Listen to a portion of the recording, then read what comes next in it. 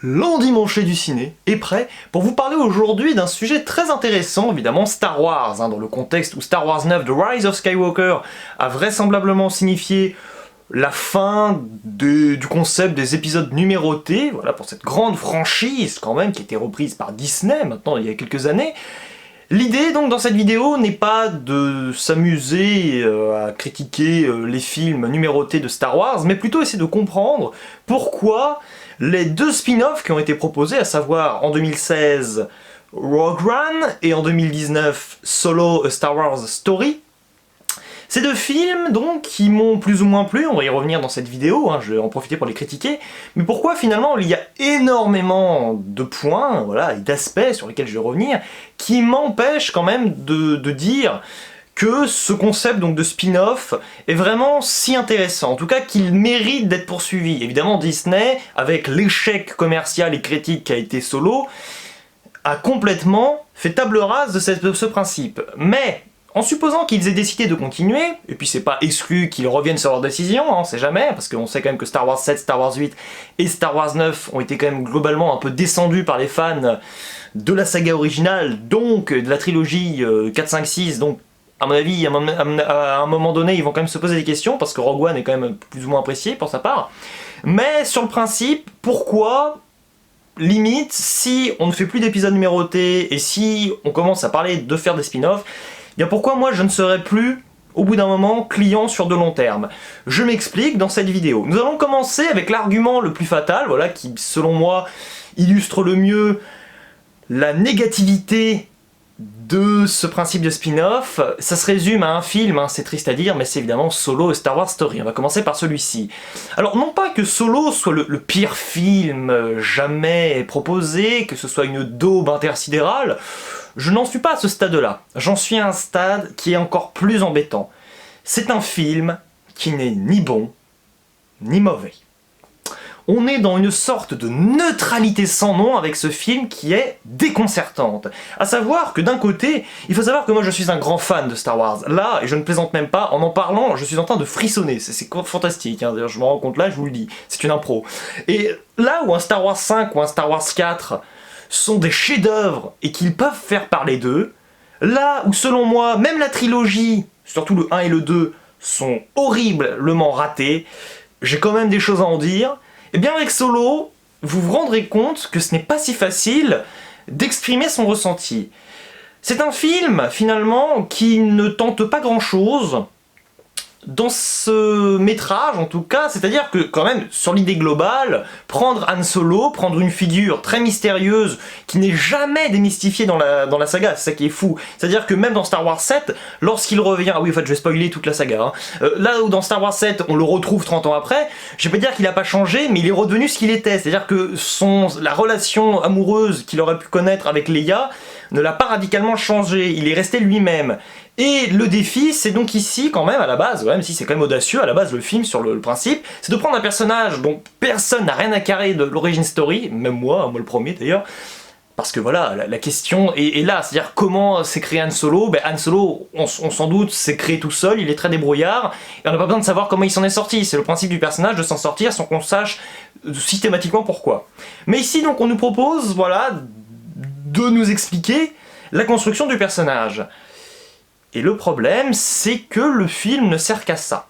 C'est un problème fort des spin-offs, c'est le principe de créer des passerelles et des parallèles systématiques avec les épisodes, comme Star Wars 8, avec cette histoire de dés, voilà, qu'on ne comprend pas dans le film, voilà. Alors ça s'incorpore bien dans Star Wars 8, je trouve, parce que moi je suis un grand fan du travail de Rian Johnson, et je trouve que ce dé, justement, est idéal dans cette scène où Leia et Luke échange sur rien, c'est ça, parce qu'en fait, le dé à la base, ce n'est rien. Et Han Solo, je vais pas dire que ce n'est rien, attention, c'est un grand personnage qui est très réussi, mais sur le principe, on ne sait rien d'Han Solo, et c'est pas plus mal. Et ici, le film a une démarche qui va complètement à contre-courant de l'esprit Star Wars, chercher l'explication partout.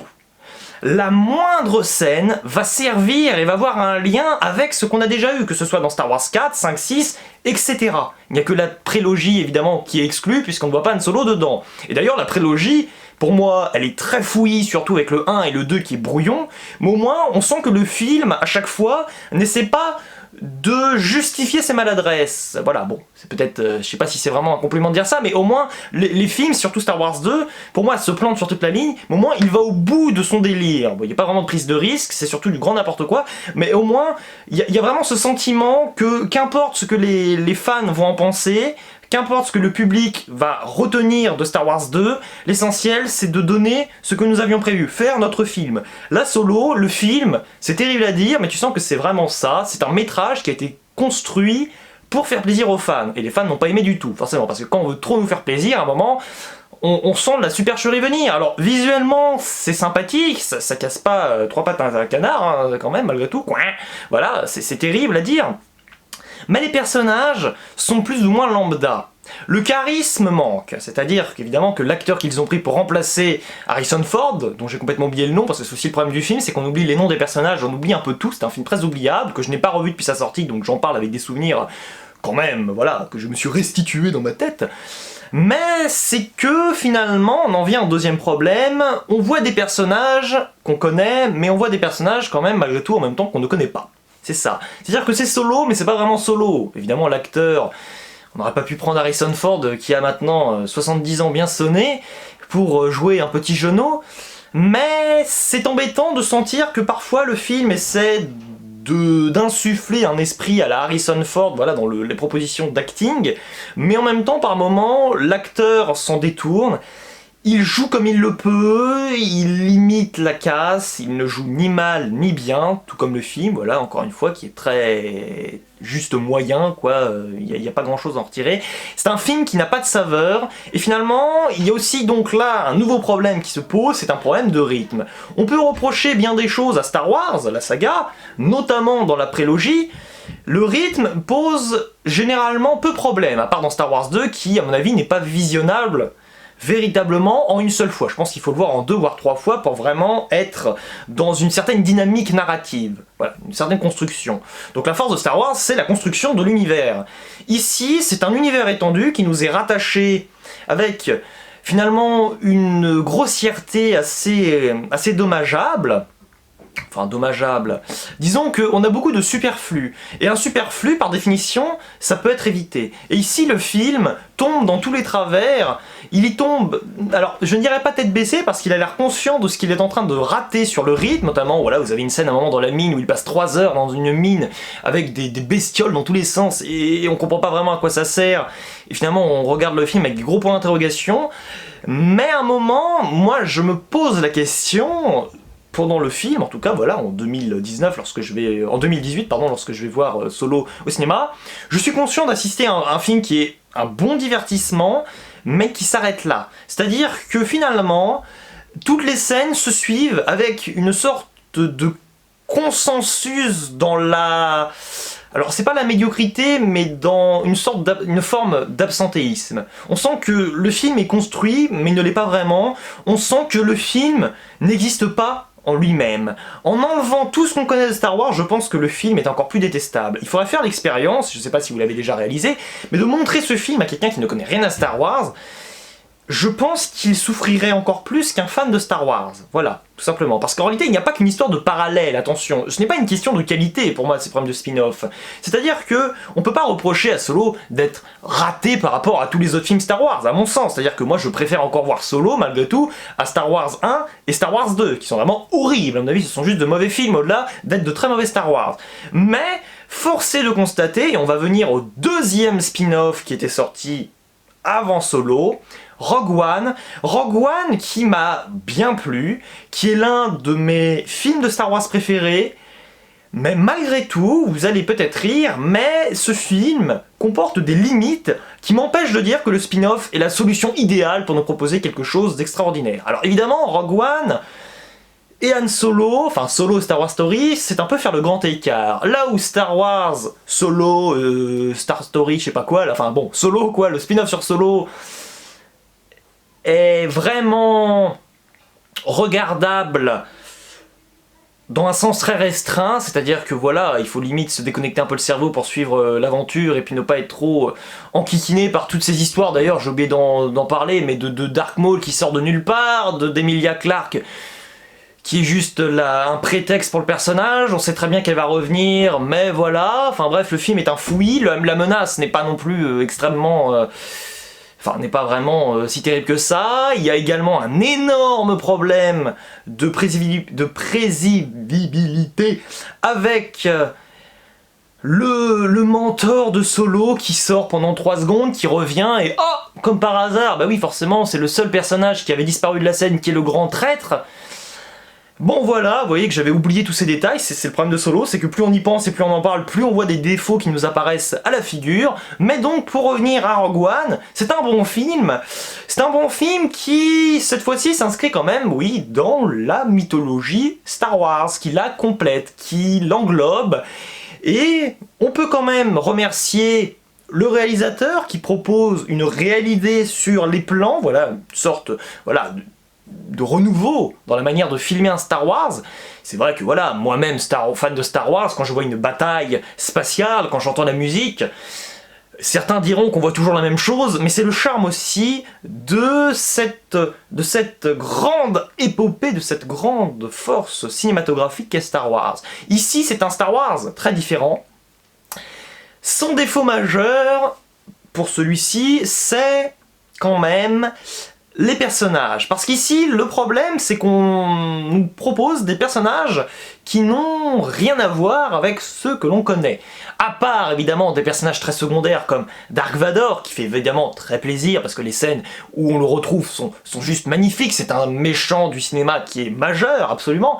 On a, bon, Leia, qui est un peu bizarre à la fin, oui, avec ses histoires de changer, enfin, de prendre des personnes, et puis, un peu à l'image de Tintin de Spielberg, proposer des rajouts numériques, des effets qui sont parfois un petit peu trop statiques sur le faciès, et du coup ça crée quelque chose de très bizarre. Donc à mon avis il vaut mieux laisser la chance à d'autres acteurs, actrices. Voilà, on aurait très bien pu nous montrer d'ailleurs une actrice qui ressemblait à Carrie Fisher, ou pas d'ailleurs, même nous faire signifier que c'était Leia. Bon voilà, c'est un détail. Mais au-delà de cela, ce n'est pas vraiment un problème, c'est un détail. Mais les personnages que l'on rencontre, Jyn Erso par exemple, même si Felicity Jones joue Felicity Jones, bon bref, Jones, l'actrice donc s'en sort très bien, les acteurs, les personnages comme Cassian, comme K2SO également, comme Baz, mais c'est vrai qu'à un moment, vous voyez que je m'arrête déjà là parce que la caractérisation des personnages est très difficile, notamment le personnage de So, voilà, qu'ils essaient de retrouver un moment dans le désert.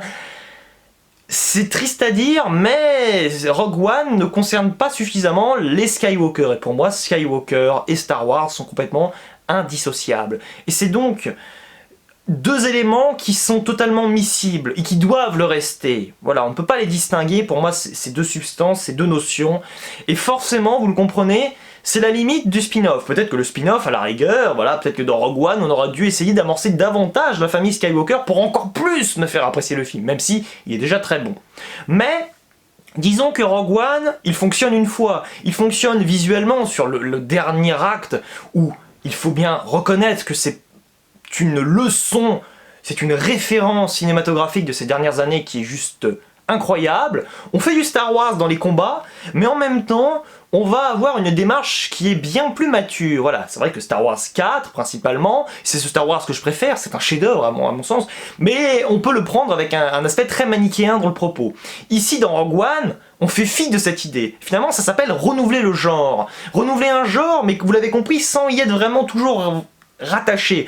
Même si, autre petit problème, c'est le problème, c'est le clivage, enfin, c'est pas un clivage, mais un petit peu, c'est-à-dire, il y a un côté un peu bipolaire quand même dans Rogue One.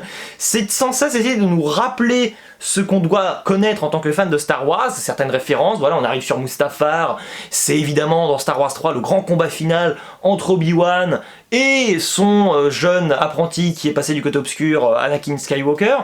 Mais à un moment, est-ce que cela n'est pas un peu de trop? Est-ce que cela sert vraiment la narration? Je ne pense pas. Je dirais quand même que le problème de Rogue One, malgré tout, c'est cette chronologie presque. On sent que le film est conçu pour un aspect très visuel, un côté un peu remplissage au début quand même, parce que c'est vrai que les premières secondes, les premières dizaines de minutes du métrage, elles sont très réussies, elles ne sont pas anecdotiques, contrairement à Han Solo, son spin-off, mais elle comporte quand même ce sentiment de prétexte à la suite. Finalement, ce qui arrive au début n'est que l'apéritif. Le plat de résistance arrivera par la suite. Plat de résistance, empire, d'ailleurs, vous vous rendez compte que je m'amuse à faire des blagues sans le faire exprès, c'est incroyable, sans le vouloir d'ailleurs. Donc finalement, j'ai envie de vous dire, vous l'avez compris, que pour moi, les spin-offs, qu'ils soient réussis ou mauvais, là n'est pas la question, la qualité peut être au rendez-vous, c'est parfois très inégal comme c'est le cas, c'est-à-dire que sur Sens Critique j'attribue un 4 sur 10 à Solo A Star Wars Story, et j'attribue un 7 sur 10 à Rogue One. Néanmoins, je pense honnêtement qu'il faut s'en arrêter là, on verra si c'est le cas, est-ce que Disney va changer son fusil d'épaule, affaire à suivre. Mais finalement, vous avez compris pour ma part que le concept même et sur la forme, ça ne me convient pas. Sur le fond, ça peut être très réussi, mais je suis quand même un petit peu sceptique par rapport à la suite. À la rigueur, de proposer des spin-offs, comme je vous le disais, sur les Skywalker, de manière très directe. Voilà, ça serait peut-être plus intéressant. Mais je pense honnêtement que pour Star Wars et tous les personnages qu'on a eu, on a fait le tour. La difficulté maintenant, c'est que, en tant que fan de Star Wars, même moi, même si j'ai finalement changé d'avis et que je reviendrai plus tard dans une vidéo sur Star Wars 9 où j'expliquerai pourquoi, eh bien, j'étais très réticent et je trouvais le film très moyen la première fois et pour l'avoir revu, je le trouve vraiment excellent. Malgré tout, je pense que là on a fait le tour avec la globalité des films, la globalité des personnages. Et je fais fi de l'univers étendu que je ne connais pas, que je ne maîtrise pas. C'est légitime, je veux dire, de penser voilà, qu'un univers étendu peut être attaché à des films.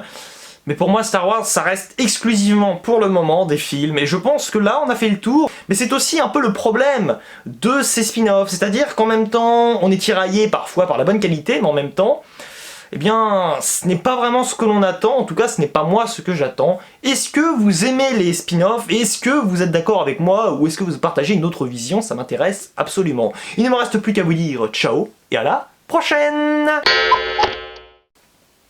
L'endimanché du ciné est prêt pour vous parler aujourd'hui sans spoiler. J'ai mal évalué la rotation.